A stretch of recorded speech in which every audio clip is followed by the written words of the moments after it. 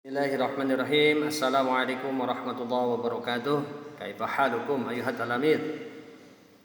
Alhamdulillah in kuntum fi hadzal yaum sihatan wal afiyah. Sabahul khair, subahun nur.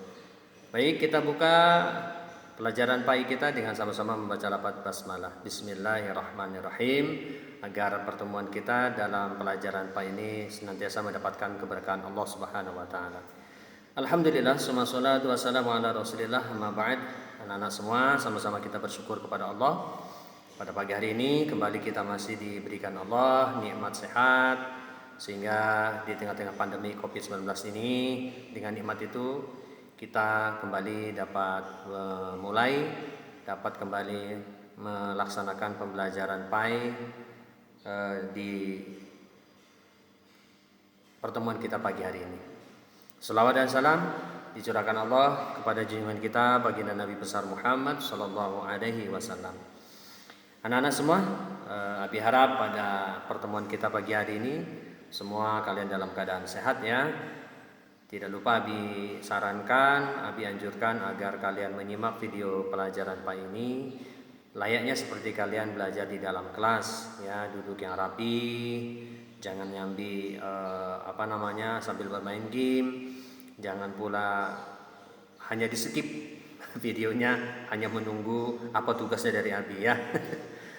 Itu tidak baik ya. Baik, materi kita silakan dibuka halaman 33. Pada minggu yang lalu kita sudah bahas beriman kepada Rasulullah. Kita sudah bahas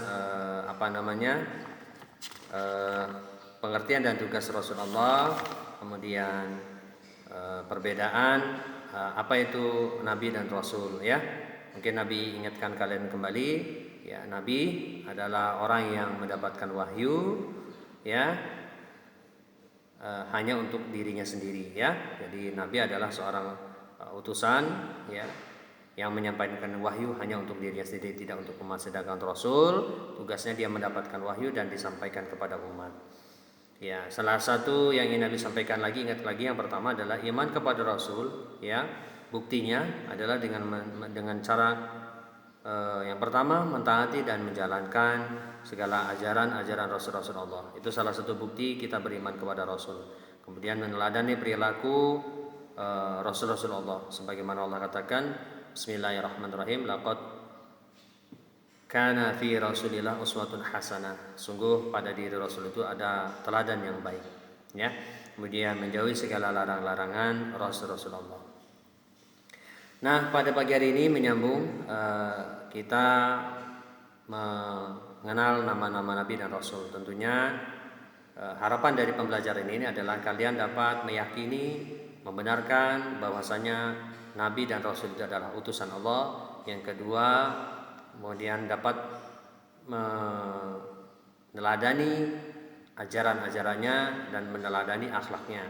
Yang ketiga, kemudian dapat bisa mengaplikasikan nilai-nilai apa yang didapat dari teladan, atau minimal melaksanakan apa yang bisa dilaksanakan dengan meneladani apa yang pada diri Rasul, khususnya nanti ada Rasul ulul azmi ya.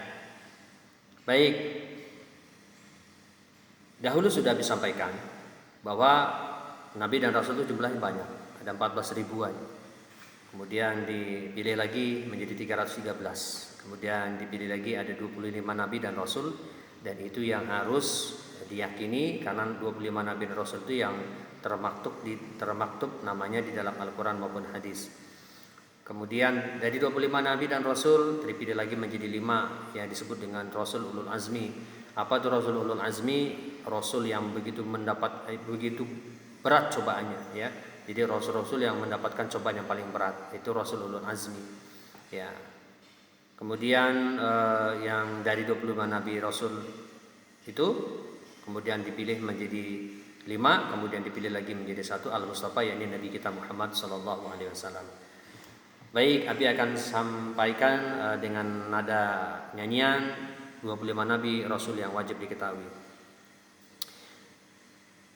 Adam, Idris, Nuh, Hud, Saleh, Ibrahim, Lut, Ismail, Ishak, Ya'qub, Yusuf, Ayyub, Su'aib, Harun, Musa, Zulkifli, Daud, Sulaiman, Ilyas, Ilyasa, Yunus, Zakaria, Yahya, Isa, wal akhirul anbiya Muhammad al-Mustafa.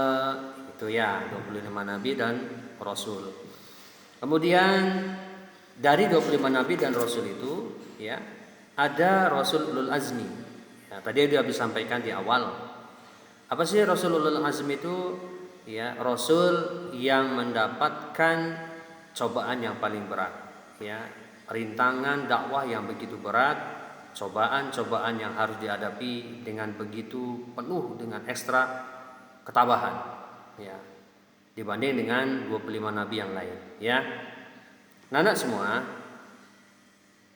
karena begitu beratnya cobaan itu, tapi mereka tidak pernah berhenti untuk berdakwah, terus mendakwahkan agama tauhid ini kepada pengikutnya. Siapa saja sih rasul-rasul yang mendapat gelar Rasul Ulul Azmi? Ada 5, ya. Jadi karakteristik nabi dan rasul yang mendapatkan gelar Ulul Azmi itu adalah satu, memiliki keuletan dan ketabahan yang sangat luar biasa, ya, dan juga dibekali dalam dakwahnya mukjizat, ya. Apa sih mukjizat? Mukjizat adalah keistimewaan yang luar biasa diberikan Allah kepada Rasul yang tidak dapat ditiru oleh siapapun, ya. Jadi mukjizat itu langsung pemberian Allah kepada nabi dan rasul yang dipilihnya. Dan mukjizat itu tidak bisa ditiru. Jadi kalau ada sesuatu yang bisa ditiru kemudian dipraktekkan, diperagakan, bisa ditransfer kepada yang lain, itu namanya sihir, ya, beda dengan mukjizat. Tujuan Allah apa ketika memberikan mukjizat ini? Ya, tujuannya adalah ketika Allah memberikan mukjizat kepada Rasulnya ialah agar umat percaya bahwa dirinya adalah Rasul utusan Allah. Tentunya mukjizat ini disesuaikan dengan di mana Allah Subhanahu Wa Taala mengutus Rasulnya.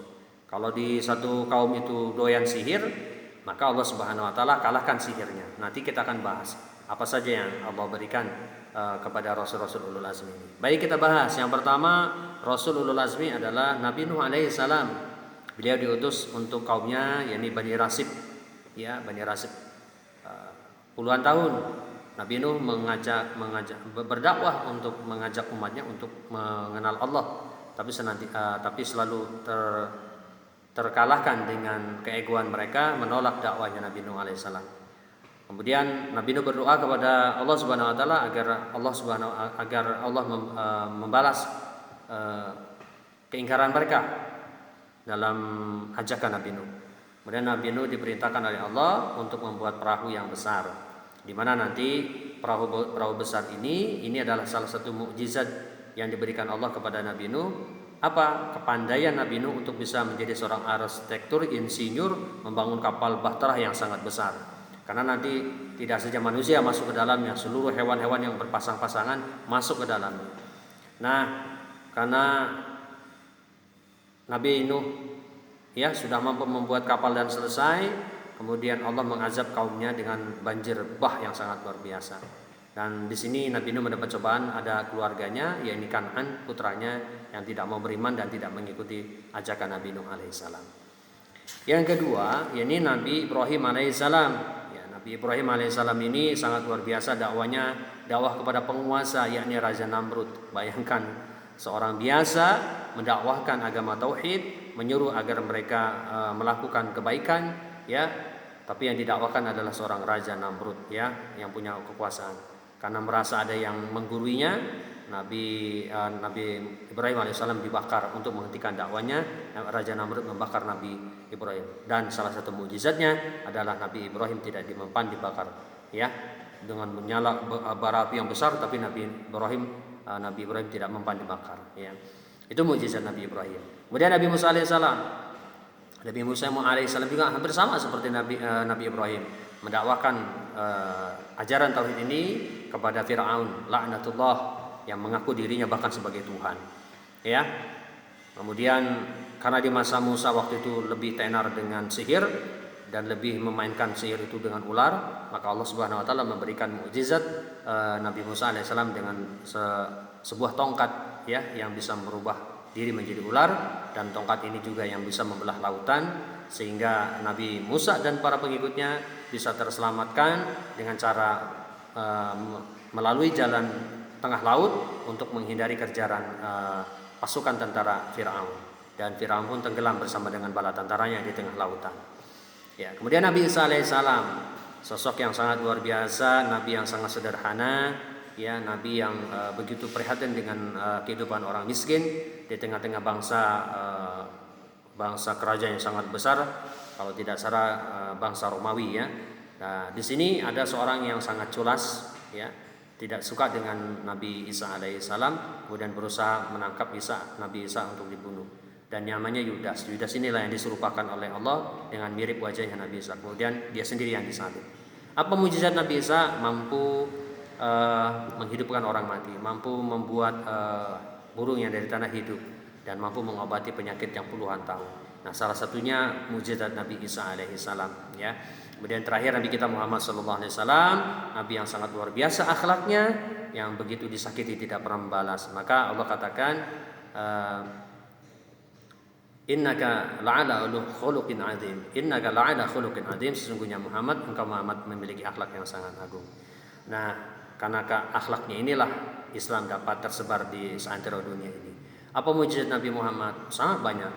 Dari sela-sela jarinya bisa keluar air. Kemudian bisa membelah bulan menjadi dua. Kemudian salah satu mujizat yang sangat luar biasa adalah Al-Qur'anul Karim. Anak-anak semua, itulah nama Nabi dan Rasul yang wajib diketahui dan Rasulul Uzami yang harus kalian juga ketahui. Harapannya dari apa yang Nabi sampaikan secara singkat ini, kalian bisa mengambil ibrah bahwa sesungguhnya tidak ada cobaan yang paling berat kecuali Nabi dan Rasul. Ya, asyadul bala ilal anbiya wa rasul. Ya, bala yang paling sangat berat adalah Nabi dan Rasul. Kalau kita itu hanya biasa-biasa saja, ya, sebagai ujian untuk menakar keimanan ketika kita beriman kepada Allah dan Rasul. Itu saja yang bisa disampaikan. Mudah-mudahan kalian bisa memahaminya. Nanti ada tugas melalui voice note yang Abi kirimkan ke kalian di grup kelas. Itu saja. Terima kasih. Kita tutup dengan hamdalah dan kifaratul majlis. Alhamdulillahirabbil alamin. Subhanakallahumma bihamdika asyhadu an la ilaha illa anta astaghfiruka wa atubu ilaik. Assalamualaikum warahmatullahi wabarakatuh.